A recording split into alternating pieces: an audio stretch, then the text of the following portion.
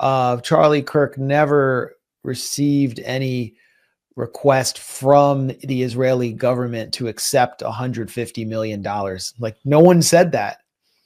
The initial story was Netanyahu was wrangling some of his friendly billionaires and millionaires in the US into a kind of consortium to get Charlie Kirk back on track and to fund him to the hilt in exchange for just shutting down all of the Israel criticism at TPUSA debates that exploded into the open at their summit in July.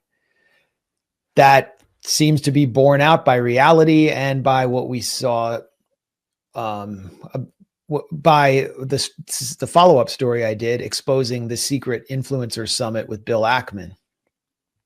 And first of all, Netanyahu wanted to claim Charlie Kirk's legacy because he's someone that was groomed by the Israel lobby. The Israel lobby and these Zionist billionaires had been sponsoring him since he was a teenager, and he was one of their most important Gentile assets. He became even more important after Trump was reelected. He was probably on his way to a Senate seat or possibly even the presidency, and he became more important after his death as a kind of martyr of the MAGA movement.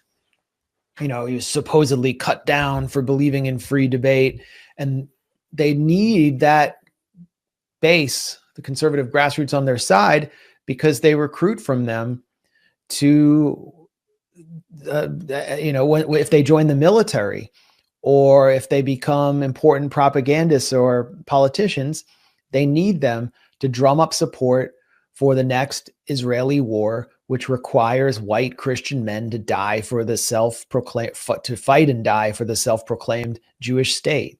So that's why Charlie Kirk was so important.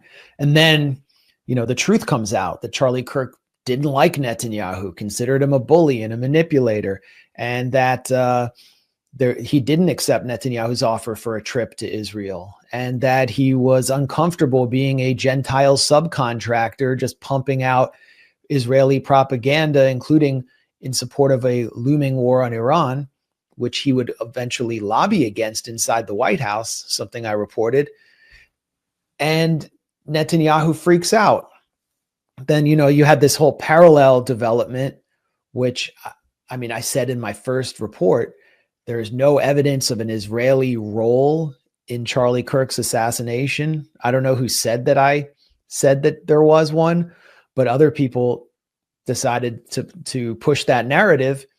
And I can understand why they would suspect that, given Israel's obsession with assassinating every potential enemy or attempting to assassinate the entire Hamas negotiating team inside a U.S. ally. But I said there's no evidence, but it's, millions of impressions were created off of posts alleging that Charlie Kirk had been killed by Israel. So Netanyahu comes out and actually denies it. When have you ever seen a foreign leader deny killing an American public figure? And he did it twice. It was wild. Ben Shapiro even came out and denied an Israeli role. They were afraid. They were shaken. And then in my third piece, I reported that Charlie Kirk lost one of his top donors of all time, Robert Shillman, who is an ultra-Zionist fanatic and an anti-Islam funder who had sponsored also Laura Loomer. Laura Loomer was attacking Charlie Kirk in June.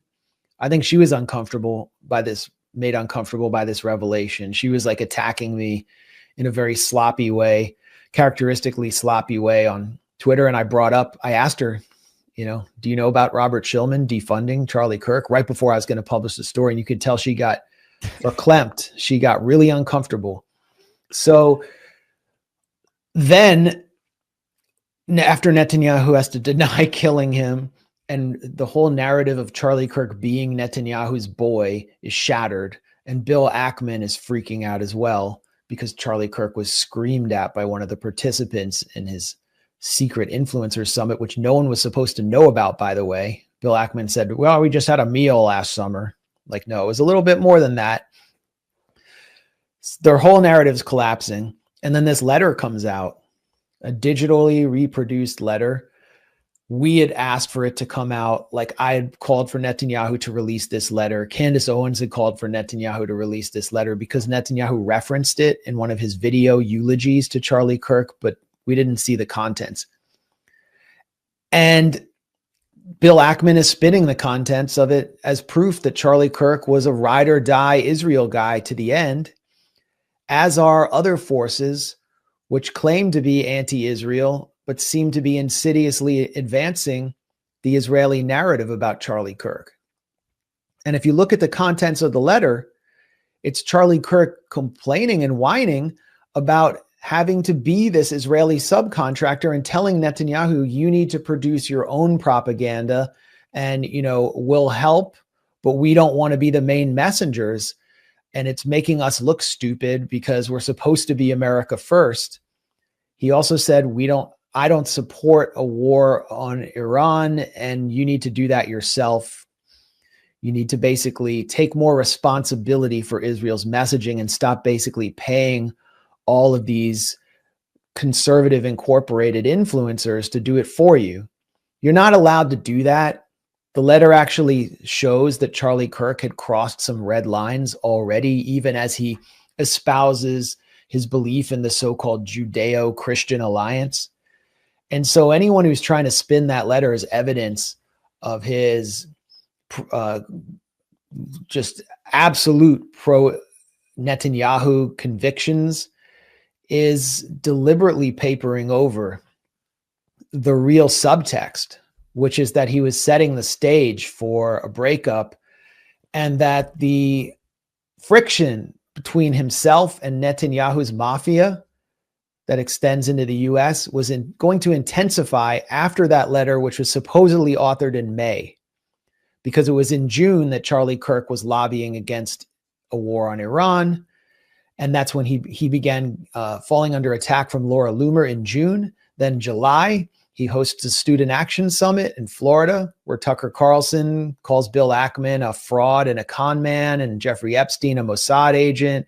Dave Smith debates the Gaza genocide. Charlie Kirk falls under even more intense attack, this time from two of Netanyahu's top cutouts in the media, Mark Levin and Ben Shapiro. Then the Influencer Summit, early August, the day after, Charlie Kirk goes on Megyn Kelly's show and complains that he has less latitude to criticize Israel than an Israeli does, and complains about stakeholders and funders, referring to people like ostensibly Bob Shillman. And then a month later, he's dead. So we obviously don't know where this would go, but I don't think they can put the genie back in the bottle here. Like, everybody knows that there was a conflict, and that's why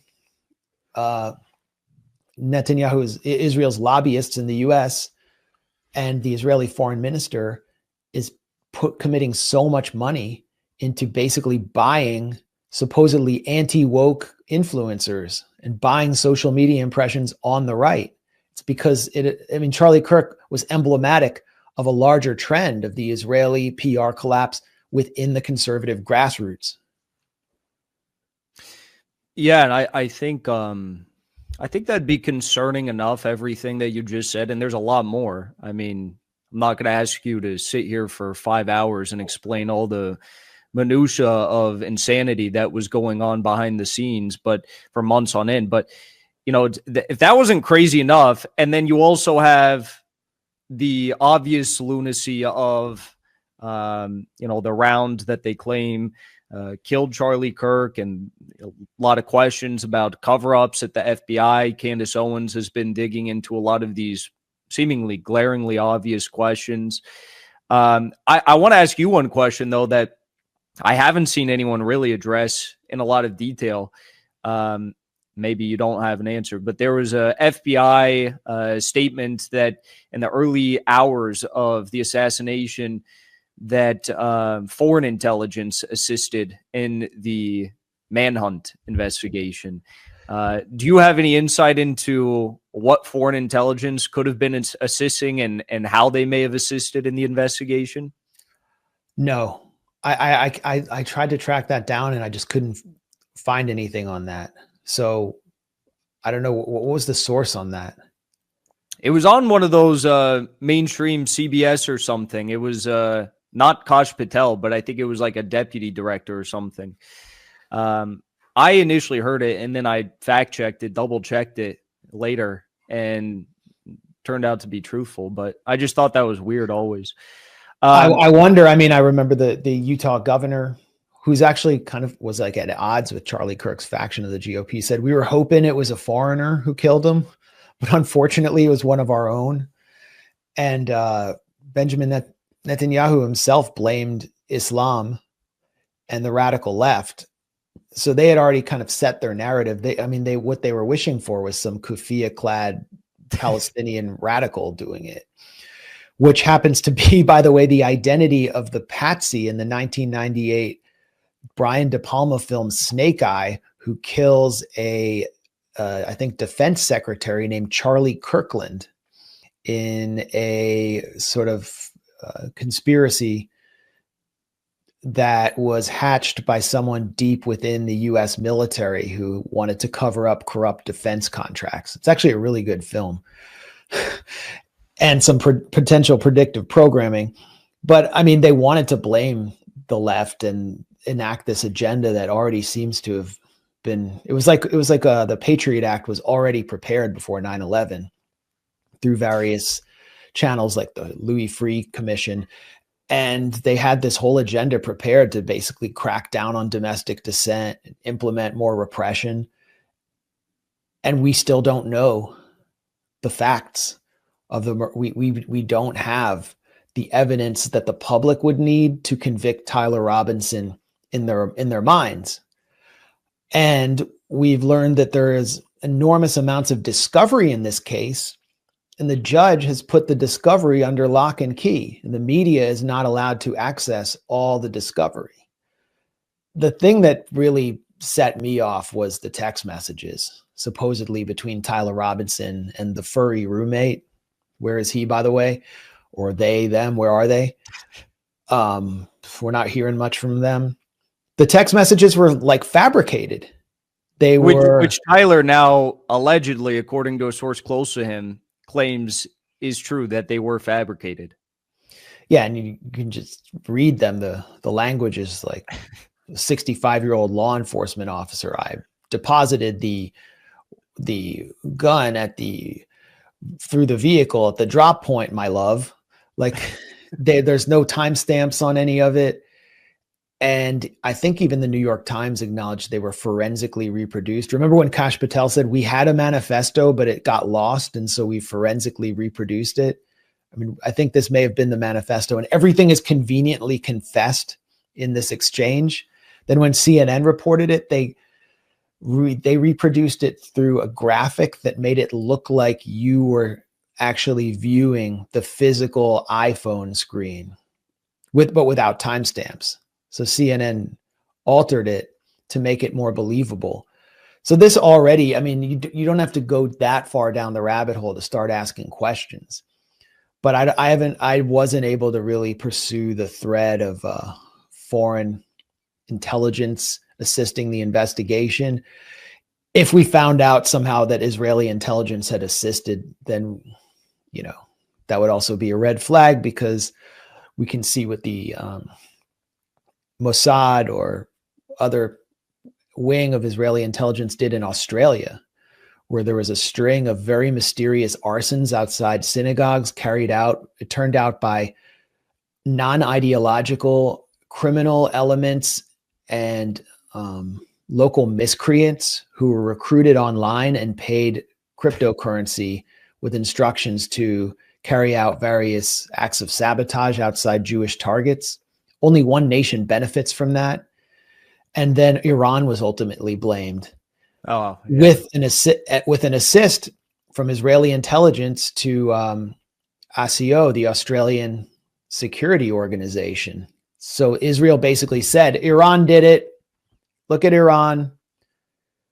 Who made it? Remember all those phone calls that were sent into Jewish community centers at the beginning of Trump's first term and caused mass panic, and all this anti-Semitism hysteria was directed at Trump.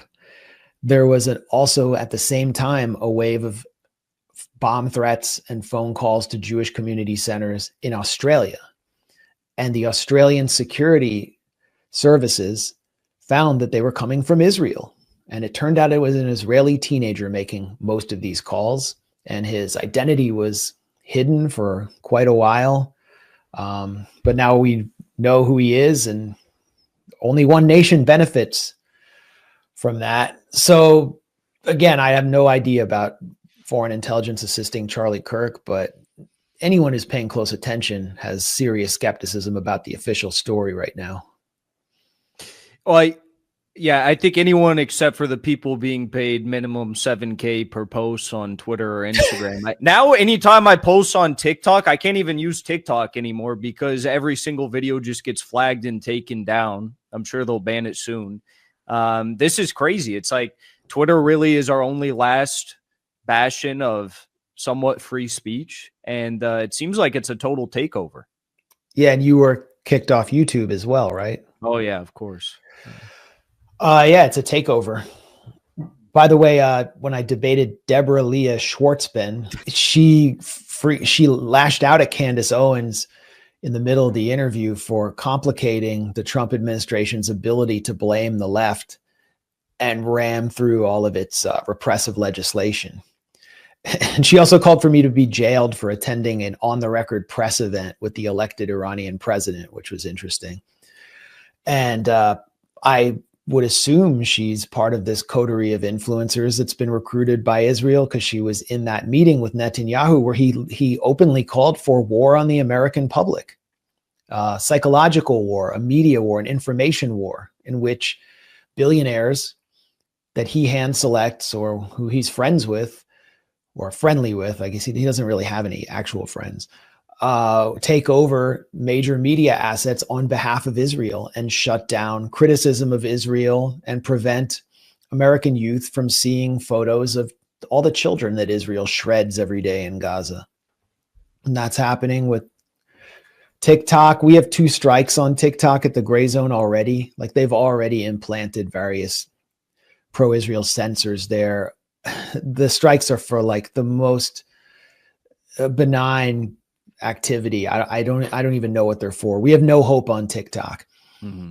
But the new CEO at TikTok is Safra Katz, someone who's exposed in the Handala leaks. That's the name of a apparently Iranian hacker collective that hacked Ehud Barak's emails, the former Israeli prime minister and defense minister, showing him communicating with Safra Katz about defending Israel, supporting Israeli objectives in the U.S. going back to 2015. I think she's a veteran of Israel's Unit 8200. I might need to double check that. Then the purchase is presided over by Oracle. They're providing the infrastructure. The CIA data contractor run by Larry Ellison, who is a friend of Netanyahu, has hosted Netanyahu on his private island in Hawaii, donated to the Friends of the IDF, diehard Zionist. His son, David Ellison, is a Zionist fanatic. He's taken over Paramount Pictures, which is putting out an October 7th propaganda documentary in a few days, and installing Barry Weiss, the voice of the Zionist 1%, as editor of CBS News, which is a Paramount property. And I think they're going to make a bid on CNN. And we've always seen all of these legacy media, corporate media assets as pro-Israel propaganda mechanisms. But now they can't allow for any criticism at all, any debate, because the press, like the news departments at every legacy media outlet, the news departments can no longer stomach Israeli propaganda. And especially the younger people working in these news departments. And so they need to actually like crush the news departments and start to recruit from within the conservative incorporated world that has been heavily cultivated by Israel and its cutouts in the US to make sure that nothing gets through. And what's the ultimate effect of this going to be? Okay, we're going to be censored. We're going to be suppressed algorithmically, but we're not going to be silenced. And I think There will be a mass exodus from Twitter. We've already seen corporate media just be completely tuned out by an entire generation. There's nothing they can do to win back that trust. What they're going to do is eliminate the trust altogether. And they'll find us somewhere. We just have to maintain some presence. Maybe they'll find a place at CBS for Brylan Hollyhand. I think he's looking for a job. He needs to get his own private jet. He can't be flying around on his dad's. It's not a good look. It'll be like, him and Ben Shapiro and what's that guy, Matt Walsh. It'll be like The View. It'd make for great content, to be honest. It'd be plenty of content for all of us to make fun of. So, I mean, it's probably inappropriate to say it, but that's kind of like what Charlie Kirk was up until last summer for all of us. It was like, this is the voice of Conservative Incorporated. And I think he was embarrassed by that. Yes. And that was the first thing that stuck out to everyone is like Netanyahu went out and tweeted, I invited Charlie to Israel. Now that trip's never going to happen. That was his second tweet he put out after the assassination. And everyone was just kind of like, I don't think Charlie would have accepted that. I don't think he was that stupid because that'd be a career killer for him to go to Israel right now. And then it turns out that that didn't happen. And he literally went to Trump's office at the most critical point in Netanyahu's tenure of his entire life when you're about to get the U.S. into this war. And he's like, don't do it.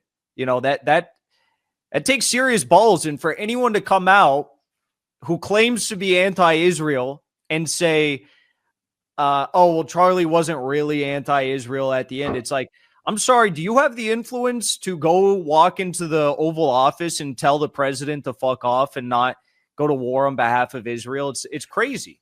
It's crazy.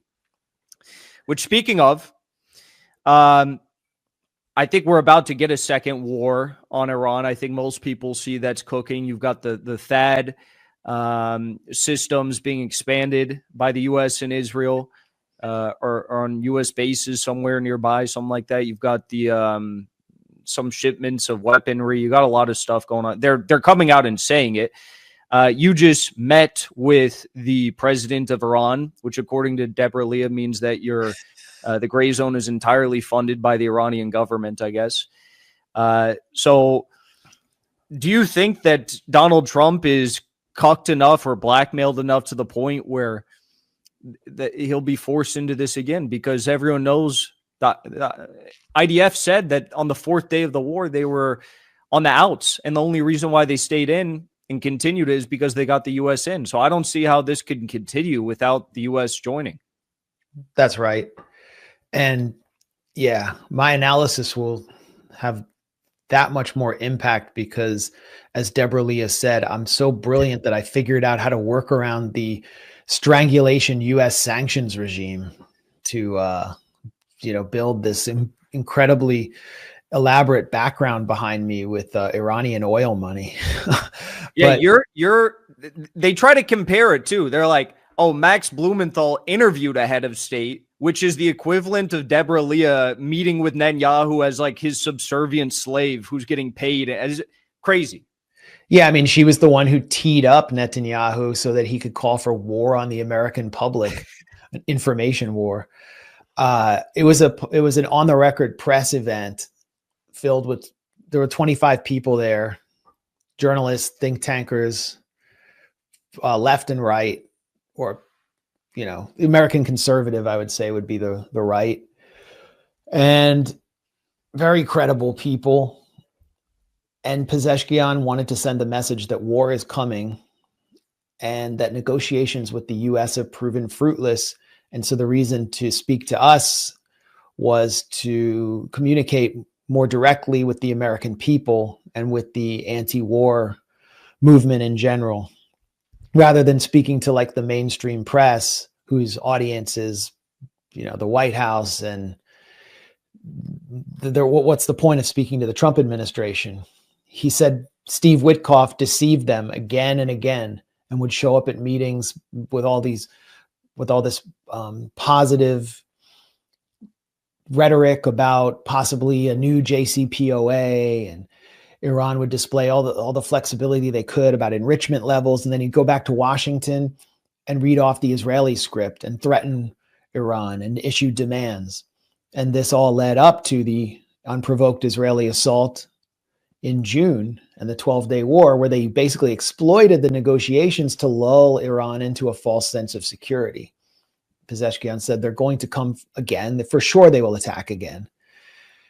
And he forecasted his own potential assassination or an attempt on his life and said Iran is prepared for all contingencies. There are 5 or 6 steps. They're already 5 or 6 steps ahead of every move Israel could make. I think Iran's military doctrine proved itself after Israel delivered a pretty punishing opening blow, exploiting the Mossad cells that it had established inside Iran, as well as the sense that Iran, among the Iranian leadership, that they were heading into another round of talks with the U.S. that Saturday. So why would Israel do this? And, they did it, but the element of surprise is gone now. The Mossad cells have been depleted. I don't know how heavily penetrated Iran is, but they have been dismantling Mossad cells. They've been executing Mossad agents. They've been doing like massive deportations of Afghan migrants who they believe are sort of a base for Mossad recruitment. And so it's just going to be a more direct, violent, longer conflict in which, as we've seen, Israel will depend heavily, if and not entirely, on the United States. I would say entirely, to extricate itself from this conflict. But that's the point. The point is to keep the U.S. involved, to keep the U.S. from diverting its attention to Ukraine and then to the Pacific Rim and the coming war with China. And Israel wants deeper, more intense U.S. involvement in this war, more close, standoff combat between the Navy and Iran, even boots on the ground if they can get it. They would be more than happy to see boots on the ground and U.S. troops fighting the popular mobilization forces in Iraq, who Netanyahu explicitly threatened in his UN General Assembly speech. They would be happy to see this war expand back into Iraq, where there are U.S. military bases, and the popular mobilization forces have played a stabilizing role by merging with the Iraqi military, which has prevented operations on U.S. military bases. Netanyahu would be more than happy to see operations against U.S. military bases in Iraq. And that's where I think this is going. So we're seeing all of this increased activity around Al Udeid Air Base and U.S. tankers refueling so many jets, like as many jets as they can, halfway on their journey to the region. I don't know. Did a U.S. aircraft carrier pass through the Strait of Gibraltar? So there's been like a naval deployment.